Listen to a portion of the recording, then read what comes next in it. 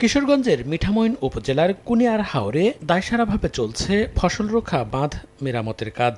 অভিযোগ উঠেছে, দূর থেকে মাটি এনে বাঁধ মেরামতের কথা থাকলেও পাশ থেকে গর্ত করে মাটি কেটে চলছে কাজ।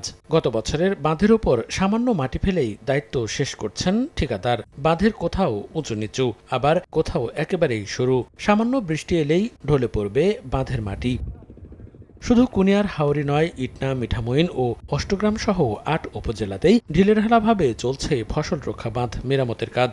২০১৭ সালে পাহাড়ি ঢল আর টানা বর্ষণে বোরো ফসল তলিয়ে যাওয়ায় ক্ষতির মুখে পড়েন কৃষক।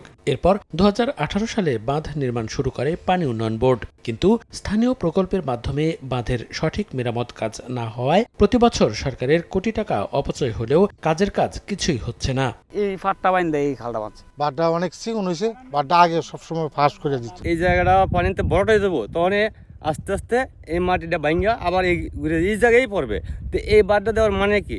ডিসেম্বর থেকে ২৮ ফেব্রুয়ারি পর্যন্ত চলে ফসল রক্ষা বাঁধের কাজ। এবার নির্ধারিত সময়ে কাজ শেষ না হওয়ায় হাওরের হাজার হাজার হেক্টর জমির ফসল ঘরে তোলা নিয়ে বাড়ছে আতঙ্ক। তবে পানি উন্নয়ন বোর্ডের দাবি, বাঁধ মেরামতের কাজে নিয়মিত তদারকি করা হচ্ছে। কোনো অনিয়ম পেলে ব্যবস্থা নেওয়া হবে। কোনোভাবেই এই বাঁধের গোড়া থেকে কিন্তু মাটি কর্তন করা যাবে না।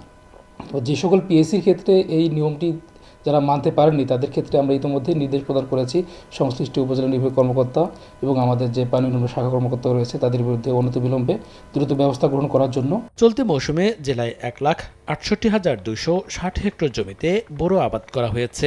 আগাম বন্যা থেকে এসব ফসল রক্ষায় ২৩,২১,০০,০০০ টাকা ব্যয়ে ১৪৪ কিলোমিটার দীর্ঘ ১২৯টি ফসল রক্ষা বাঁধ মেরামত করা হচ্ছে।